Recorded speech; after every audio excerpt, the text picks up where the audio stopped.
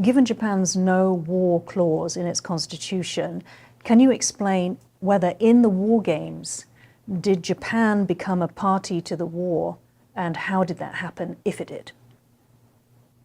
Yes, the most important one is the Japanese government and the people always stand with Taiwanese. That is the starting point.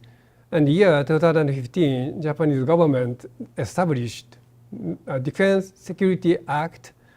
So the Japan-United States alliance covers the Far East, which includes Taiwan. So although the year 2015 security legislation allows Japan to exercise the right of collective self-defense, even if it is limited, this law does not exclude Taiwan from its scope. This is most important. We are always stand with Taiwanese peoples. Even in a limited manner, Taiwan is not excluded about the collective defense right. So if the situation of Taiwan is clearly the threat to Japanese people and the lives, also the daily activities, and Japanese government may support the defense operations of Taiwan under this national security protection. And so in the war games itself, what kind of military support was there from Japan? Because we often hear that observers say Japan would not fight alongside the US, but what it would do is to free up US forces.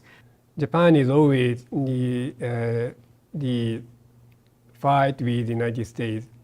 But in the peacetime, the self-defense force and Japanese government had not authority to some defense operation. So we need some the authority, the every situation. That is the Japanese, the type of security legislation. So even when the situation is tense, Japanese government changed the authority, to add the authority to the Japanese self-defense force to act with the United States and also to support the Taiwanese people for some humanitarian assistance.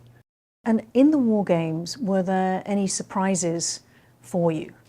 Any surprise developments? Okay, yes. Most biggest one is some restriction of communication between Taiwanese government and foreign government, including Japan. So some communication is not so smooth. It is very hard for Japanese government teams to acquire what Taiwanese government want to Japanese government to support them, or some including the information sharing or the other assistance in this timing. So you are referring to what happened in the war games over the past 2 days, right? That's very interesting.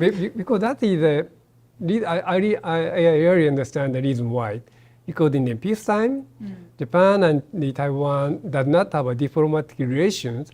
The channel to discuss such a security issues is very limited, almost nothing. Yeah, only track 2. Only track 2, yeah, that's right, level. like this one. Yes. So that's the biggest lesson for the Taiwan, Japan, is they should have some diplomatic channel to discuss such issues in peacetime. And what appetite, Admiral, do you think there is for setting that up in peacetime now? I mean, you have written before that Japan and Taiwan are in the same boat, yes, facing the China threat. I should add the Philippines in this same boat. These 3 countries are the same boat, now facing the Chinese challenges, not threat, challenges. We are mainly in the East China Sea, Taiwan is around there, and Philippines in the South China Sea. These 3 countries should cope with the Chinese challenges, and always our mind is lead China to the off-the-ramp situation, de-escalate the situation. That is the main objective of the cooperation of 3 countries. And how do you think that this war game differed from any others that you know about or took part in? This is the first time I know the Taiwanese defense system would work in this situation. It is the first time, very fresh and very impressed. Right, right. That's wonderful to know. You've written previously about China's amphibious lift capacity, and this has always been a factor that has thwarted a Chinese invasion of Taiwan, one of the factors. Can you explain how this calculation has changed recently, and did this play out in the war games?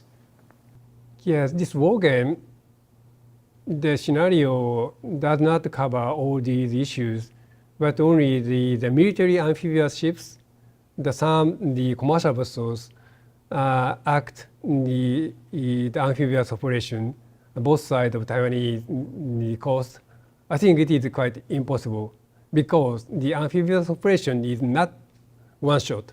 It takes years, months, years to support the operation. But this is a scenario limitation. But the current situation in China is expanding the military commercial sea lift capability with using the ro-ro ships, also adding the new some flat deck ships for the amphibious landing. So we should be careful to the movement in the current one. That is one of the signals China is ready to convey the amphibious aggression against Taiwan. And sort of going back now to Japan and the assertive or aggressive behavior that you've seen from China. So I understand that according to Japanese statistics, out of 366 days, China actually entered waters near Senkaku or Diaoyu Islands 355 Almost a year. Yes, which is almost 100%, 97%. Also, there was a change in the Japanese Coast Guard's description as possibly armed, these vessels, to armed with naval guns. Yeah. So as a result of this, how has Japan's military responded? It is a very tough question, but I have a friend in the Coast Guard. They are very serious to protect Japanese sovereignty and territorial integrity about Senkaku Island. The calculation is very simple. When China dispatched 3 Coast Guard vessels, Japanese Coast Guard dispatched double, 6 or 7 or 8. Always keep the number bigger than China. And Japanese government increased number of the bigger the cutter, Coast Guard cutter, to be able to operate through the year, even in the rough sea around Senkaku Island. The other one is the Japanese government continue to release news what happened in the Senkaku Island. That is why the almost a year Chinese Coast Guard deployed these areas. That is one of the means of strategic communication to the international communities. So China, you say, is signaling sort of a forward posture, its presence, operations. Yeah. Do you think, though, I mean, because these war games started with a scenario that, with a grey zone military coercion scenario, it then escalated into conflict on Taiwan's beaches. But do you think that we could possibly be already in that grey zone period? We are now right in the now? grey zone. So you agree that we are. So in effect, you are saying that we are in a pre-war phase. Yeah, pre-war. It is called a pre-war or between war, intra-war. I don't know, but we are now in the grey zone situation. The some danger of the situation will escalate is clear. So how to cope with the situation, including Senkaku issues, is very urgent issues for the Japanese government and Taiwanese government as well. And did the war games help to, provide solutions to this?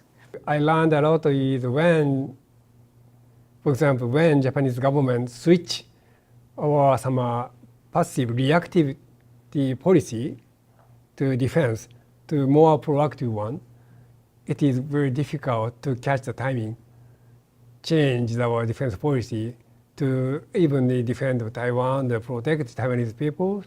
It's very difficult. That is one of the lessons I learned from this simulation. Okay. Pete Hegseth said at the Shangri-La Dialogue in Singapore that, you know, the China threat is real and it could be imminent. In your view, you know, as one of the closest countries to China, exactly how imminent are we talking about?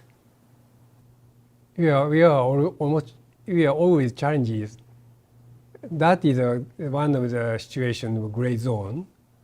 Senkaku also some survey vessels enter Japanese territory in these years. In these years, one of the biggest challenges, and also the Chinese spy ships cruise around Japanese archipelagos to collect information. That is the situation. That what we should do is do not make situation escalate to the conflict or the situation. Always we consider to continue deterrence or to continue the greater situation is far cheaper than the defense operation.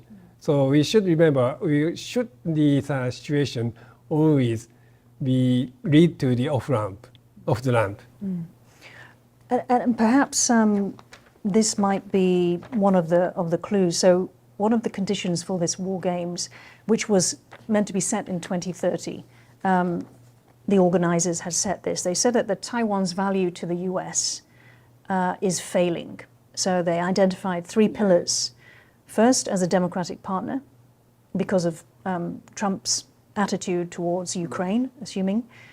Second, chips, because now a portion of those chips will be manufactured in the US. And then third, Taiwan's position on the first island chain, which of course cannot be changed. Do you think that there is room there for, you know, increased deterrence signals to China that will help, as you say, de-escalate, which is the goal of everybody right now? Most important point, the Taiwanese value is not failing for Japan. That is the most important point. We are always stand with Taiwanese people and Taiwanese government. So the Taiwanese value, geopolitical value, is never changed for Japan. So if the United States think about such a situation, such situation, Taiwanese values is failing. Japan and the other allied countries, the friends, should work together to enhance the credibility of American commitment to this area. Thank you so much, Admiral. Thank you so much for your time today and your support for Taiwan. But everything, I think the Taiwanese government should take initiative to defend the Taiwan. Do not wait the American and Japanese support comes.